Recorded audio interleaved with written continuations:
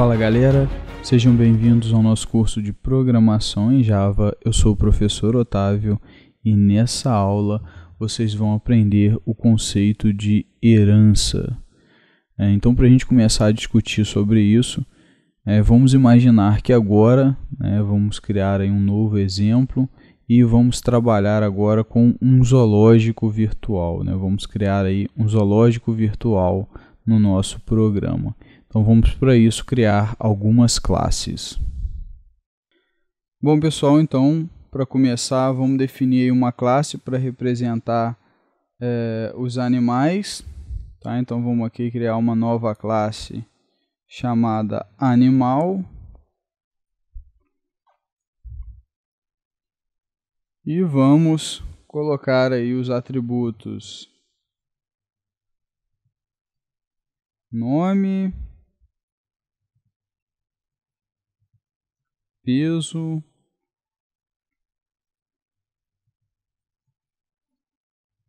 e idade.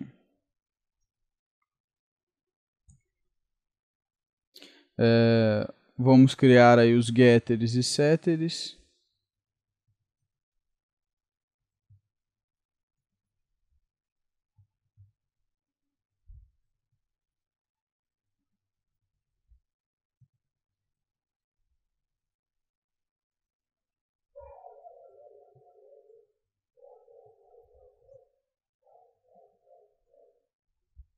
Então, set nome, vamos criar agora o setter de peso.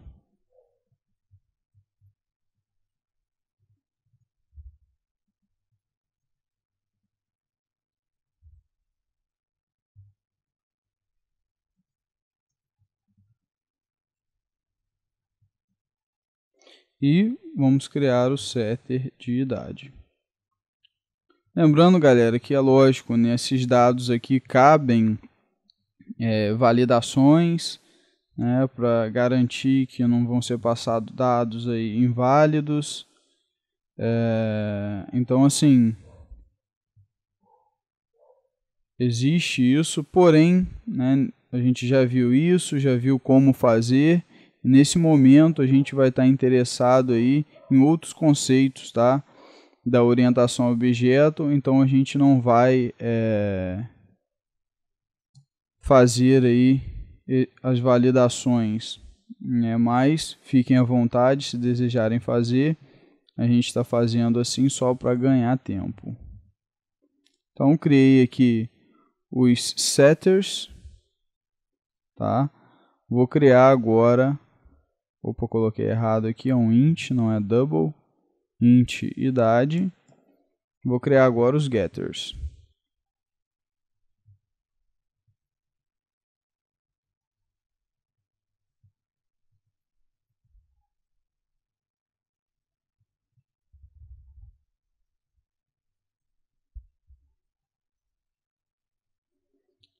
Get nome, vou criar o get peso.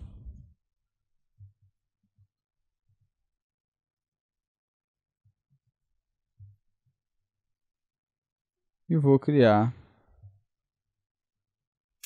o get idade.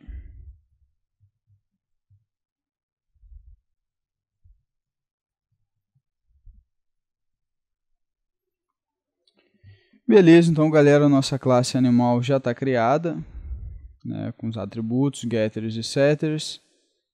Tá? Então essa é a classe aí geral para representar aí os nossos animais.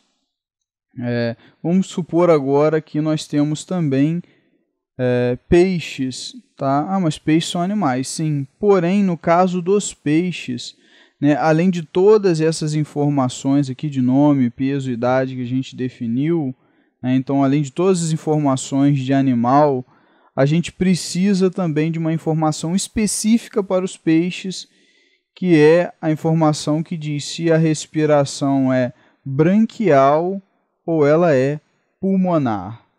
Tá ok? Então, a gente precisa, só no caso dos peixes, dessa informação. Então, vamos criar uma nova classe chamada peixe. E ela tem que ter tudo que animal tem, né? Então, para adiantar aí o nosso expediente, vamos copiar daqui e colar.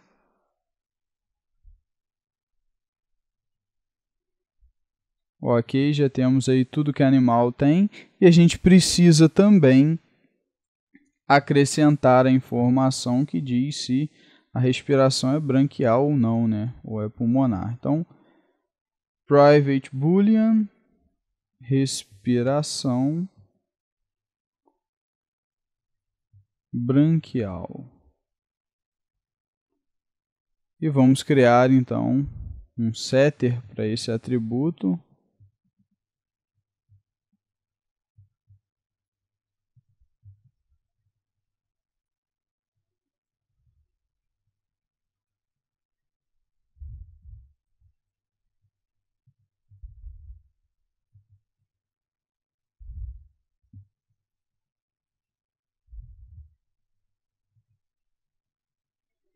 E vamos criar agora um getter para esse atributo. Public boolean is respiração branquial. Return this ponto respiração branquial. Ok, então galera, nossa classe peixe agora está pronta, né, com todos os dados aí que o animal tinha, mais a informação sobre a respiração, se ele respira por brânquias ou se ele respira, né, por pulmões. E também vamos colocar que a gente tem as cobras, tá? Aqui, além de todas as informações que o animal possui, nome, peso e idade, elas têm também uma peculiaridade, né? A gente precisa saber se elas são venenosas ou não. Tá? Então, a gente precisa dessa informação a mais, tá? Somente no caso das cobras. Então, a gente não pode colocar aqui em animal, porque não é para todo animal, é só para as cobras. Então, vamos criar uma nova classe aqui específica, tá? Para representar a cobra.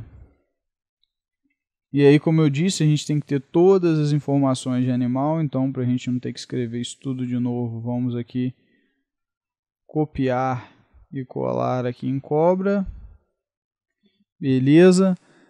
E agora, vamos acrescentar a informação, né, específica da cobra. Então, private boolean venenosa. Tá? Para dizer se a cobra é peçonhenta ou se não é. E vamos acrescentar aqui um setter para esse atributo, public void set venenosa.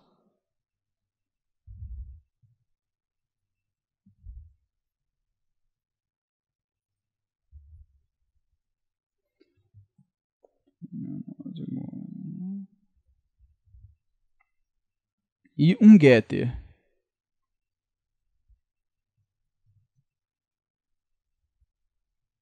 Boolean is venenosa.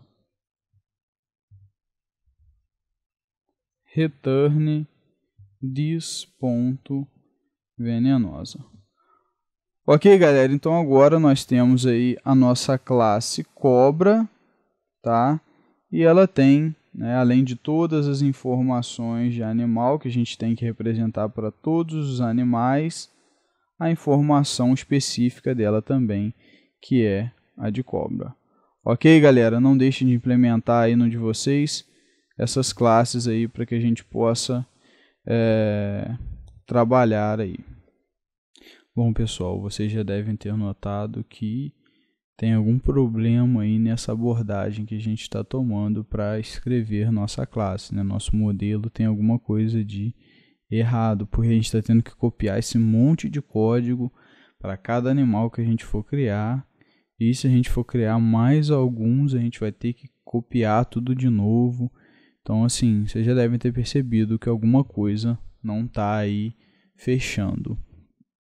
E aí, qual o grande problema? Sempre que a gente tiver um novo tipo de animal, ou seja, um animal específico, né, tiver um atributo ou um método, tem um novo animal específico que vai ter um atributo ou um método específico dele, a gente vai ter que ir lá, copiar todo o código da classe animal e colocar nessa classe e, além disso, escrever aí as peculiaridades desse animal a mais. E isso pode gerar, para começo de conversa, pode gerar problema com cópia errada. Você pode ir lá dar um Ctrl+C, Ctrl+V, esquecer algum pedacinho de código, vai dar um erro lá e tal. Isso já é o primeiro dos problemas. Esquecer de copiar algum método, na hora de chamar você vai ter problemas. Mas esse, por incrível que pareça, é o menor dos nossos problemas. Vamos imaginar a seguinte situação agora.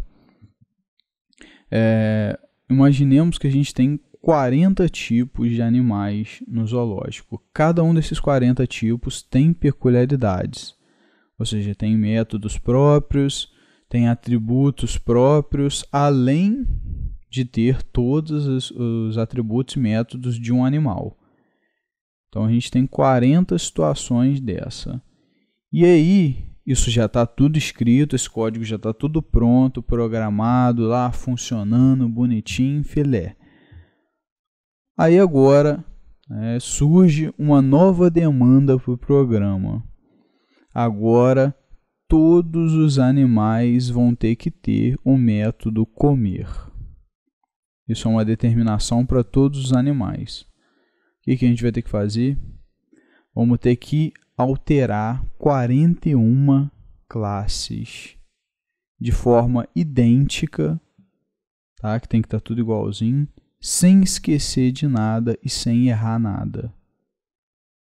Olha o problema. Imagina se a gente tiver 100 animais, vamos ter que alterar 101 classes. Por que eu falo 101? Porque é sempre o número de animais específicos mais a classe animal genérico que a gente vai ter que alterar também. Então, assim, olha a trabalheira que isso vai dar, olha os problemas. A gente acaba voltando em alguns dos problemas que a gente sempre discutia, debatia sobre essa questão de ter esses problemas com questão de não esquecer nada, não errar nada, que isso é muito difícil acontecer. Em algum momento esses erros vão acontecer, por isso a ideia de centralizar. E aí, em Java, quando nós temos um conceito de algo mais genérico e algo mais específico, especificidades dessa coisa genérica, ramificações dessa coisa genérica, a gente usa um conceito, uma abordagem chamada herança entre classes. A abordagem de herança, ela permite que a gente defina uma classe mais geral, uma classe genérica, vamos dizer assim, e classes específicas dela. E essa classe mais geral a gente chama de classe mãe. E as classes específicas que surgem a partir dela, classe filha. Também podem ser chamadas de classe pai. Enfim, tem essa denominação também em algumas bibliografias. Aqui no curso a gente vai adotar aí de maneira geral classe mãe, mas se eu mencionar classe pai, saiba que é a mesma coisa. Bom, todos os atributos e métodos da classe mãe, quando a gente usa essa abordagem, todos os atributos e métodos da classe mãe são herdados da classe filha. É como se, não é bem isso que acontece, tá? Mas é como se a gente fizesse essa cópia, tudo para a classe filha. Tá? Como se a gente trouxesse tudo que está na mãe, atributos, métodos, e colocasse lá na classe filha. Isso que é herdar. Então, tudo que está na mãe é herdado pela filha, de maneira que a gente só vai ter que escrever na classe filha o que é próprio dela, o que muda em relação à mãe, o que é específico, o que ela tem a mais que a mãe não tem. Então, assim, o resto que é igual, a gente deixa sem nada. A gente só precisa escrever o que é específico. Então, essa é a ideia da abordagem de herança. E aí, no nosso exemplo, a gente tem que peixe e cobra, eles são animais. E aí, quer dizer, eles são especificidades de animais. Então a gente pode entender que nesse nosso exemplo, animal é a classe mãe, porque ela é a classe genérica. Peixe e cobra, eles são um animal, né? Um peixe é um animal, e cobra é um animal. Quando a gente tem relação de é isso configura uma herança, né? Com alta probabilidade. Então, nesse tipo de relação, a gente vai ter peixe e cobras como filhas e animal como mãe. E aí o que a gente vai fazer? A gente vai fazer que a classe peixe e a classe cobra herdem da classe animal. E no Java, para a gente poder trabalhar com herança, a gente usa a palavra extends depois do nome da classe. E aí a gente coloca qual é a classe mãe, né? A gente está estendendo, ou seja, herdando.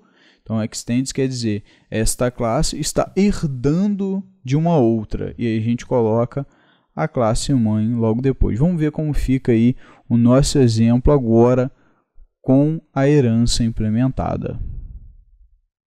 Bom, galera, estamos aí com o nosso exemplo aqui. E vamos agora, então, botar em prática aí a herança entre classes, tá? A gente vem aqui primeiro na nossa classe peixe, tá? Então, assim, a ideia é que só vai ter na classe peixe o que é próprio de peixe. Então, nome, peso, idade é para todos os animais. Já está na nossa classe mais genérica, que é animal. Então, a gente não vai deixar esses caras aqui na classe peixe. E aí, consequentemente, os getters e setters deles também vão sumir. A gente vai apagar aqui. Ok. Apagamos os getters. Então, ficou só o que é específico de peixe. Tá? Que é a questão da respiração ser branquial ou não.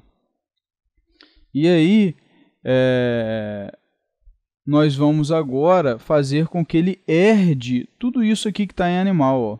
Nome, peso, idade, tudo isso aqui ele vai herdar. Como que a gente faz para ele herdar isso aqui? A gente vem aqui na frente de peixe, ó, e coloca extends animal. Então, quando a gente diz que peixe estende animal, quer dizer que ele está herdando de animal. E aí ele herda todos os atributos e métodos, tudo isso que está em animal é herdado para a nossa classe peixe. Ok, galera? A mesma coisa a gente vai fazer com a nossa classe cobra. Tá? Só vamos deixar o que é de cobra, nome, peso e idade é de todos os animais. Então, vamos remover e também os getters e setters desses atributos. Então, a gente deixa aqui somente o que é de cobra, que é a questão de se ela é venenosa ou não. O resto é de animal. E aí, a gente faz o que? Extends animal.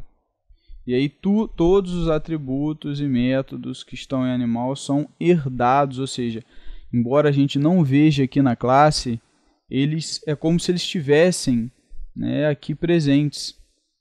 É como se a classe estivesse do jeito que eu tinha colocado antes. Lembra que eu copiei e colei aqui? Só que agora a gente teve que escrever muito menos. Se a gente precisar mudar alguma coisa em todos os animais, a gente muda só aqui e automaticamente isso já vai ser mudado, como eu estou herdando. Se eu acrescentar um atributo a mais aqui, vai acrescentar também em todos implicitamente. Beleza, galera? Então, se a gente criar aqui rapidamente uma classe para a gente ver um pouquinho disso acontecendo, por exemplo, aqui new class programa. Criar aqui rapidamente o método main. E aí aqui, reparem que eu posso fazer isso aqui. Eu vou criar um peixe. Peixe P é igual a new peixe. Criei um objeto do tipo peixe. E eu posso fazer isso aqui, p.setNome. Nemo. Coloquei um nome. Aí eu vou em peixe. Poxa, mas não tem setNome em peixe. Como que eu consegui colocar lá, não está dando erro, nada, está funcionando? Porque existe em animal e foi herdado para cá. Então tudo que está em animal eu posso usar em peixe também. Mesma coisa em cobra. Eu posso criar aqui uma cobra igual a new cobra. Tá? E posso cobra.set idade 10. E vai funcionar. Ó. Mas em cobra não tem set idade, não tem nenhum atributo idade. Mas foi herdado de animal. Então percebam que a herança funciona assim. Tá? E se eu pegar aqui e mandar imprimir na tela, vamos imprimir aqui nome do peixe mais p.getNome. Peixe não tem o getNome, mas ele herdou de animal. Mesma coisa aqui, ó, idade da cobra mais c.getIdade. E vou executar aqui para vocês verem, ó. Olha lá, ó, aparece certinho, ele pegou porque o peixe tem esses atributos também porque ele herdou de animal. Show de bola, galera? Então é assim que a gente trabalha com herança. E naturalmente, eles podem acessar os métodos próprios deles também. Ó, por exemplo, p.set respiração branquial. Eu posso true, ok, da mesma maneira. E isso agora está em peixe. Agora, eu não posso fazer isso aqui, ó, animal A igual a new animal.